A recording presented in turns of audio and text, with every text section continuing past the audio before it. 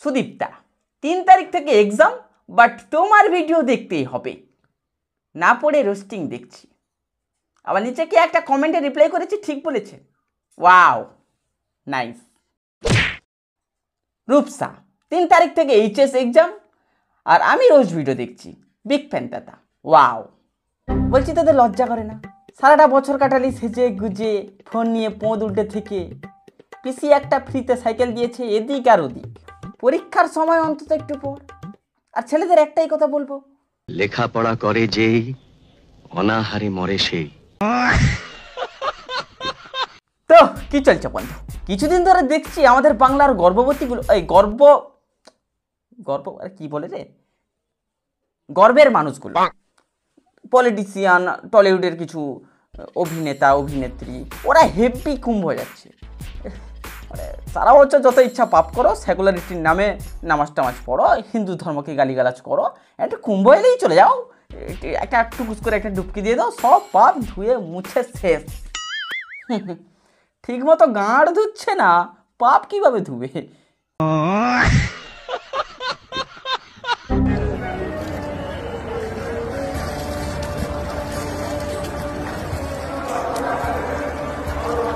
Quintal quintal পাপ kilo kilo জলে ধুয়ে গেল।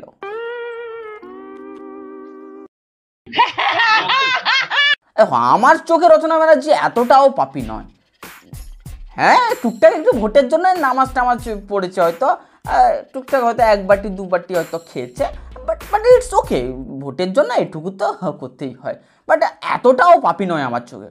মানুষটা খুবই সাদা সিধা সরল, হ্যাঁ হ্যাঁ করে হাসে, হ্যাঁ হ্যাঁ হ্যাঁ হ্যাঁ। অন্যান্য পলিটিশিয়ানদের মতো ডুবে ডুবে বেশি জল খেতে পারেনি। বিশ্বাস হচ্ছে না? এ তখন ডুবতেই পারছে না।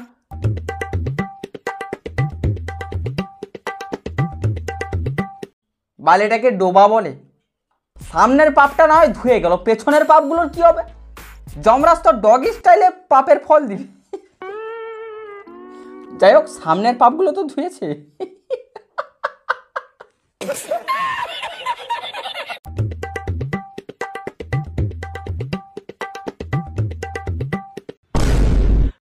পিসির পার্টির কেউ গাজর খায় না, কারণ গাজর গেরুয়া বলে।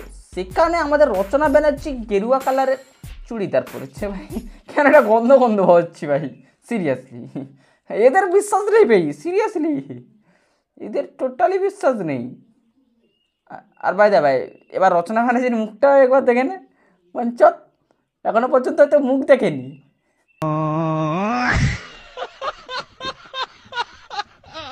আপনারা কুম্ভ যাচ্ছেন যান, স্নান করছেন করুন, পাপ ধুচ্ছেন ধোন, বাট ওই পাপ ধোয়ার ভিডিও সোশ্যাল মিডিয়ায় আপলোড করে আমাদের কেন পাপ বাড়াচ্ছেন?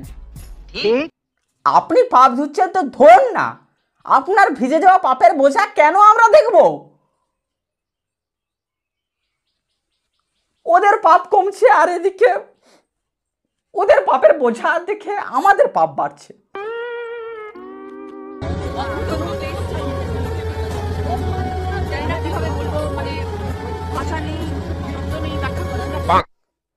ঢালাই রাস্তার টাকা গাঁড় মেরে হাগা ঘরে টাইলস আর এসি বসানোর পর গ্রামের নেত্রী।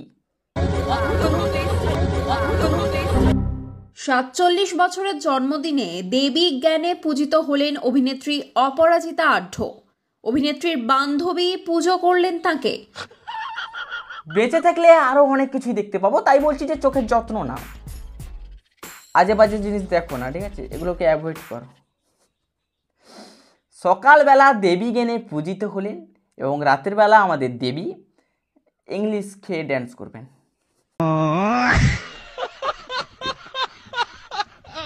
অভিনেত্রীর বান্ধবী পুজো করলেন তাকে। আনন্দে আবেগে ভেসে অভিনেত্রী সেই ক্লিপই ইনস্টাগ্রামে শেয়ার করেছেন।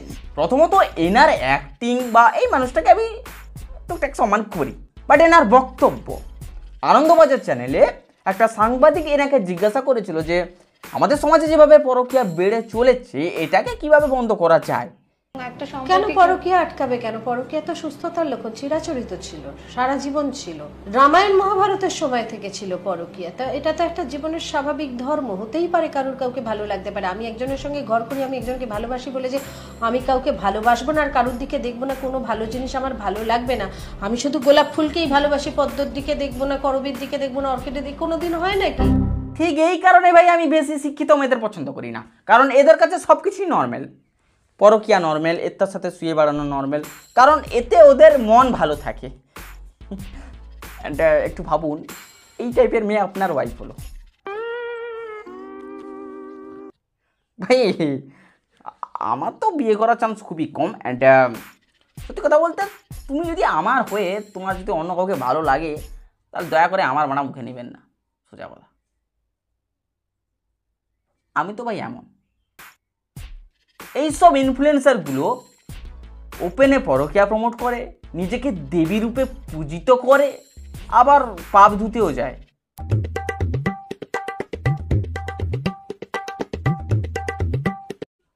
আপনাকে কুম্ভ যেতে হবে না, আপনি বরং পরকীয়া করুন, পরপুরুষের বিছানায় পাপ ধুয়ে যাবে।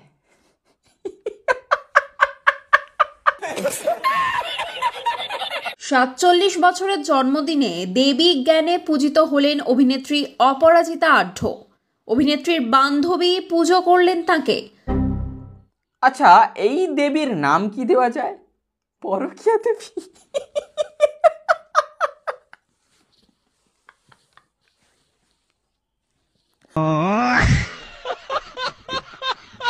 এনার বান্ধবী এনাকে দেবী রূপে দেখে, ইনিও নিজেকে দেবী রূপে দেখে, তাই তো হন হন করে দেবীর চেয়ারে বসে পড়েছে যে কর আমাকে পুজো কর পুজো কর। কিন্তু ইনি একজন, ধরো সাপোজ ইনি একজন দেবী, তো দেবী হয়ে কি পাপটা ধুতে গেছে কুম্ভ? ভাই আমি যদি ভগবান হই, ধরো আমি ভগবান, অবশ্যই আমার এমন কোনো পাপ থাকবে না যে আমি পাপ টাপ ধুতে যাব। ও, এরা তো স্বর্গ লাভের জন্য যাচ্ছে।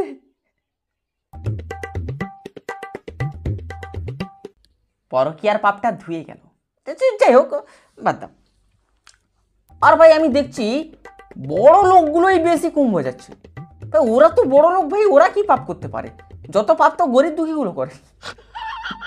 আসলে এমনটা নয় যে সবাই পাপ ধুতে কুম্ভ যাচ্ছে, সবাই স্বর্গ লাভের জন্য কুম্ভ যাচ্ছে, মানে যাতে একটু পুণ্য টুণ্য করতে পারে, স্বর্গে যেতে পারে, কারণ মর্তে হেভি গরম আর নরকে তো আগুন। আমিও শুনেছি ভাই স্বর্গে নাকি এসি টেসি বসানো আছে। আবার বিভিন্ন ধর্মের মানুষ বিভিন্ন রকম কথা বলে, আবার কোন ধর্মের মানুষ বলে স্বর্গে নাকি 72 হুর পাবে। এখানে পুণ্য করো, ওখানে মন খুলে সেক্স করতে পারে।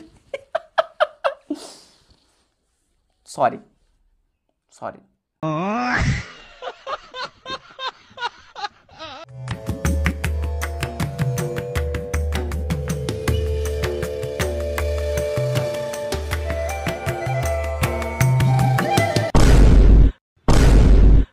পাপ ধুচ্ছ তোমরা, একটু ভালোভাবে ধোও না, সারা গাঁড় ধুচ্ছে না, পাপ কিভাবে ধুবে? পশ্চাৎ অংশে তো সব পাপই থেকে গেল, সামনের টুকটাক একটু না হয় যাওয়া পাপটা ধুলো তো ধুলো। ওখানে যদি জল নেই একটু দূরে যাও, ও TV9 বাংলার DSLR ভিজে যাবে।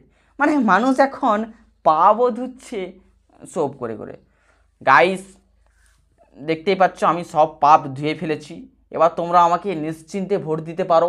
এবার কারোর 1 টাকা মারবো না, কারণ 1 টাকাতে কিচ্ছু হয় না, যদি মারি লাখ লাখ টাকা মারবো।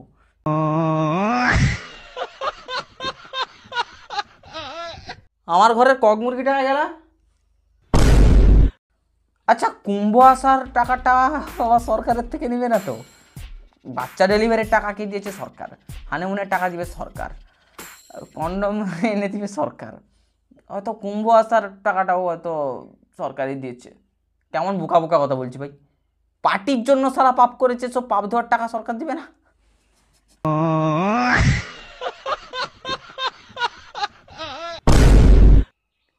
দেখে হতাশ হবেন না, নিজের উপর ভরসা রাখুন, অ্যান্ড পূর্ণ নয় মাখিবাজি করুন, তবেই এরকম একটা জুটবে।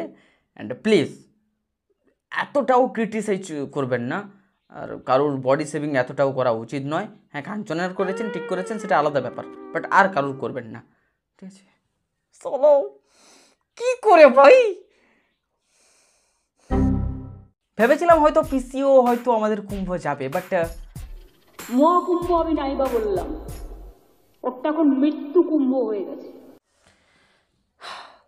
বাচ্চাকাল থেকে এতগুলো চটি জুতা পরলাম, বাট ওই চটি জুতা দিয়ে কাউকে লাগাতে পারলাম না ঠাস করে। আফসোস, এই আফসোসটা আমার সারা জীবন থেকে যাবে।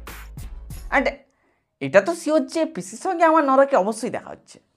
অ্যান্ড প্লিজ যমরাজ, আমি কিন্তু এনার সঙ্গে একই তেল কড়াই ফুটতে পারবো না ভাই। হ্যাঁ, আমি পাপি, বাট আমার একটা লেভেল আছে, ঠিক আছে? আমার জন্য আলাদা ব্যবস্থা দরকার। এখন ভাই লাখ লাখ কোটি কোটি মানুষ কুম্ভ যাচ্ছে, আমারও খুব যাওয়ার ইচ্ছা ছিল, বাট তারপর ভাবলাম, আচ্ছা আমি যদি কুম্ভ যাই, না আমার যদি সব পাপ ধুয়ে যায়, পুণ্য বাড়তে থাকে, তাহলে তো আমি স্বর্গ লাভ করে নেব। বাট স্বর্গে তো আমার কমফর্টেবল হবে না, ওখানে এসি টেসি বসানো আছে, ওখানে বিশাল সুখ শান্তি। বাট আমি তো ভাই মরতে, গরমে থাকতে থাকতে, সব মানসিক শারীরিক যন্ত্রণা পেতে পেতে ভাই আমার তো অ্যাডজাস্ট হয়ে গেছে ভাই, আমার ভালো লাগতে শুরু করেছে। সো আমি মনে করি আমি নরকে ঠিকঠাকভাবে মানিয়ে নিব, নরকই আমার জন্য ঠিক আছে। স্বর্গে আমার ঠান্ডা লেগে যাবে ভাই।